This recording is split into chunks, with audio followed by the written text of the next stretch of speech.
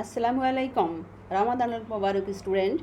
This is Lina Nasrin, your lecturer of Lecture 6, Specimen Collection in Fundamentals of Nursing. আপনারা কি দেখতে পাচ্ছেন যে কভার পেজ যেটা ফান্ডামেন্টাল অফ নার্সিং, আমরা এটা কভার পেজ চলে যাব নেক্সট পেজে চলে আসেন আপনারা। আচ্ছা, দেখতে পাচ্ছেন যে specimen collection question define specimen, যেটা definition of a specimen. A specimen is a small quantity of a substance which is collected for investigation purposes, and this sample shows the kinds and quality of the whole substance. এটা বাংলা যেটা আসে সেটা হচ্ছে একটি নমুনা, একটি পদার্থের অল্প পরিমাণ যা তদন্তের উদ্দেশ্যে সংগ্রহ করা হয়। নমুনাগুলো পদার্থের ধরন ও গুণাগুণ দেখায়। তারপর চলে আসেন যে ডিফাইন স্পেসিমেন কালেকশন। দেখতে পাচ্ছেন define specimen collection. Definition of specimen collection. Specimen collection is the collection of a required amount of tissue or fluid for laboratory examination is called specimen collection. যেটা বলা হয়েছে বাংলায় যে ল্যাবরেটরি পরীক্ষা নেওয়ার জন্য কিছু নমুনা সংগ্রহ করা হয়, যেমন টিস্যু আর ফ্লুইড, সেটা বডি থেকে নেওয়া হয়। Definition of specimen collection. তারপর আসেন যে কোশ্চেন হচ্ছে what are the পারপোসেস of specimen collection. আমরা এই স্পেসিমেন কালেকশনটা কী উদ্দেশ্যে নিয়ে থাকি? আপনারা দেখতে পাচ্ছেন এই যে এখানে এক নম্বরে যে to collect A specimen of body discharge or extra for examination, পরীক্ষা করার জন্য দেহের স্রাব বা মলমূত্রের নমুনা সংগ্রহ করা হয়। টুতে লেখা টু আছে number two aid the doctor is diagnosing and treating the disease.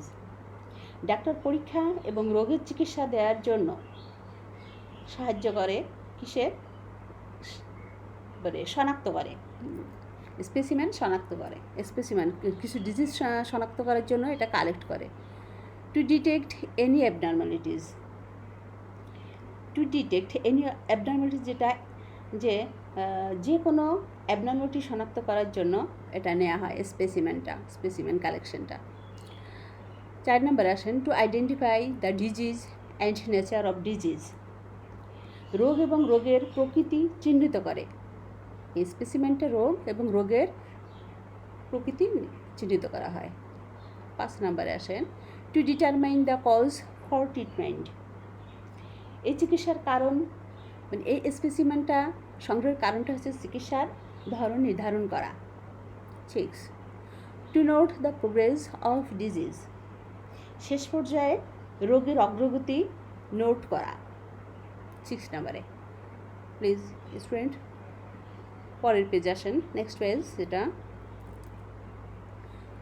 দেখতে পাচ্ছেন। Next page how many types of specimen. How many types of specimen.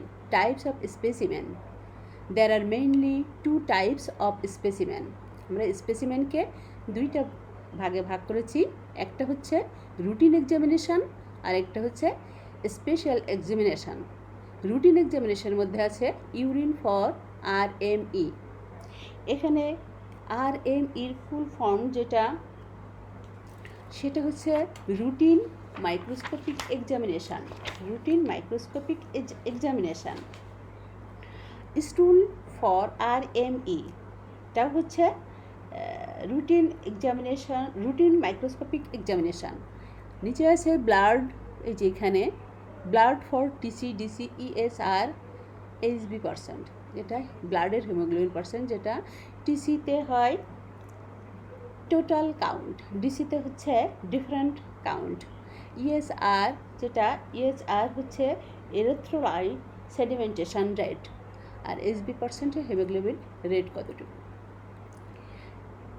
Number 2 special examination, যেটা এক্সারেশন অবলিক বডি সিক্রেশন, যেটা বডির যে বজ্র বা তরল সিক্রেশনগুলো যেটা পরীক্ষা করা হয় সেটা, যেখানে আছে ইউরিন। আমরা স্পেশাল এক্সামিনেশনে যে ইউরিনটা পরীক্ষা করি, আমরা তো সবাই জানি ইউরিন পরীক্ষা করা হয় কীভাবে।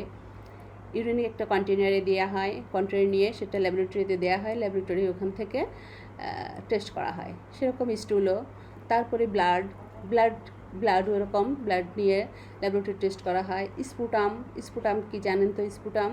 স্পুটাম হচ্ছে কি? স্পুটাম কফ, এদিকে ডিসচার্জ, মানে ক্ষত জায়গা থেকে যে কালেকশনটা আসে, ভ্যাজাইনাল ডিসচার্জ, যে মেয়েদের যে ভ্যাজাইনাল থেকে যে সোয়াবটা নেওয়া হয়, যে ডিসচার্জটা নেওয়া হয় সেটা থ্রোট সোয়াব, যেটা গলা থেকে একটা মানে লালাগ্রস্ত নেওয়া হয়। নেজাল সোয়াব নাকের মধ্যে থেকে নেওয়া হয়, নাকের মধ্যে কি তরল যে এটা থাকে ওটা নেওয়া হয়। তো বর্তমানে আমি যে এখন দেখছেন যে করোনা ভাইরাসের কথা, করোনা ভাইরাস যেটা যে আমরা নাকের থেকে আর গলা থেকে সোয়াব দিয়ে ভিতর থেকে একটা লালাগ্রস্তি বের করে নিয়ে সেটাকে পরীক্ষা করা হচ্ছে। এরকম সোয়াব দিয়ে পরীক্ষা করা হয়। অ্যাসপিরেশন যেটাকে বলা হয়, অ্যাসপিরেশন আকাঙ্ক্ষা বা শ্বাসাঘাত বা নিউমোনিয়া, যেটা নিউমোনিয়ার যে ইয়েটা অ্যাসপিরেশন করে বের করা হয় যে তরল পদার্থটা। এই যে এইখানে দেখতে পাচ্ছেন অ্যাসপিরেশন। আচ্ছা, আরেকটা হচ্ছে cerebral spinal fluid, peritoneal fluid. Cerebral spinal জায়গায় স্পাইনালের মাঝখান থেকে যে ফ্লুইডটা ডক্টররা বের করে রাখে তরল, সেটাকে বলা হয়েছে biopsy segment of the body tissue. দেহ থেকে কোষ কলা নেওয়া হয়, দেহের ভেতর থেকে যে কোষ কলা ওখান থেকে নিয়ে পরীক্ষা করা হয়। স্টুডেন্ট প্লিজ নেক্সট পেজ চলে আসেন।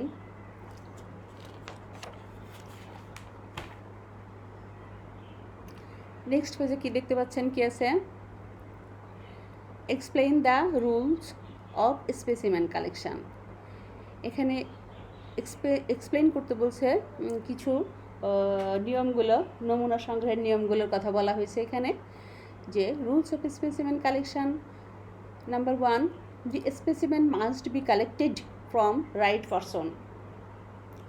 সঠিক পেশেন্টের কাছ থেকে নমুনা সংগ্রহ করতে হবে। আপনাদেরকে খুব সাবধানতা অবলম্বন করতে হবে। যখন পেশেন্টের কালেকশনটা নেওয়া হবে তখন পেশেন্টটা সঠিক কিনা এবং তার বেড সঠিক কিনা, তার রেজিস্ট্রেশন নাম্বার সঠিক কিনা, সব কিছু মিলায়ে আমরা স্পেসিমেন কালেকশনটা নিয়ে থাকি। Kinds of specimen should be collected as by doctor's order. ডাক্তারের অর্ডারে নমুনা সংগ্রহ করা হয়। বিশেষ করে ডাক্তারের অর্ডার ছাড়া কিন্তু আমরা নমুনা সংগ্রহ করতে পারি না। কি ডাক্তার অ্যাডভাইস দেয়, সেই অ্যাডভাইস অনুযায়ী আমরা নমুনা সংগ্রহ করে প্যাথোলজিতে পাঠাই, ল্যাবে পাঠাই। তারপর number 3, adequate amount should be collected according to nature of test. যেটা বলা হয়েছে যে পরীক্ষার প্রকৃতির ভিত্তিতে পর্যাপ্ত পরিমাণ নমুনা সংগ্রহ করা উচিত, পরীক্ষার ধরন অনুযায়ী। যে কোন পরীক্ষা কোন ধরনের, কোনো পরীক্ষা অল্প কিছু নমুনা নেওয়া লাগে, কোনো পরীক্ষায় কিন্তু অধিক নমুনা সংগ্রহ করা লাগে, সেটা বলা হয়েছে যে adequate amount should be collected according to nature of test. Okay. Number 4, the container must be sterile for collection of any specimen and free from outside contaminated. বলছে যে আপনার যে নমুনাটা সংগ্রহ করা হবে কন্টেনারটা অবশ্যই স্টাইল হতে হবে এবং কন্টেনারটা মানে কন্টামিনেটেড না হয়, যেন সেটা একটা আলাদা কন্টামিনেটেড কন্টেনার নিতে হবে, যে বাইরে থেকে এটা কন্টামিনেটেড না হয়। তারপর 5 চলে আসেন, the special container for some specimens such as fasting blood sugar, random blood sugar, blood for electrolyte etcetera.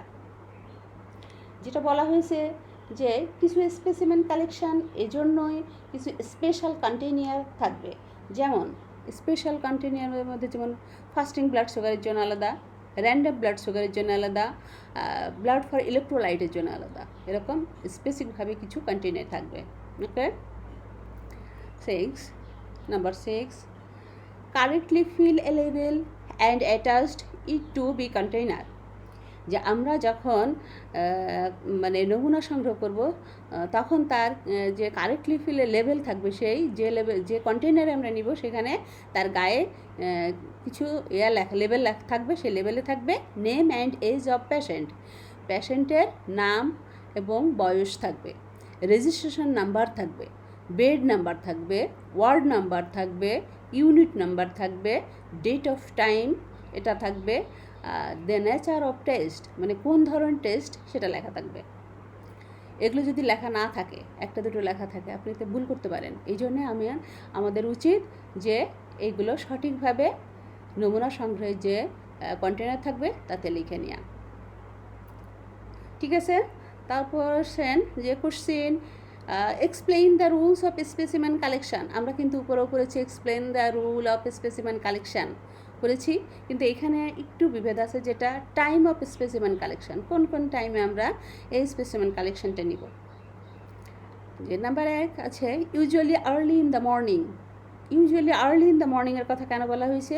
যে আমরা রাত্রে পানি খাওয়ার পর বা রাতে খাবার খাওয়ার পর আমরা মানে সারা রাত ঘুমানোর পর সকালবেলাও যে বাথরুম ত্যাগ করা হয়, যে সেটা যেমন স্টুল এবং ইউরিন, সেই স্টুল ইউরিন ফার্স্ট সময় আমরা ত্যাগ করার আগেই আমরা এটা কালেক্ট করে নিব।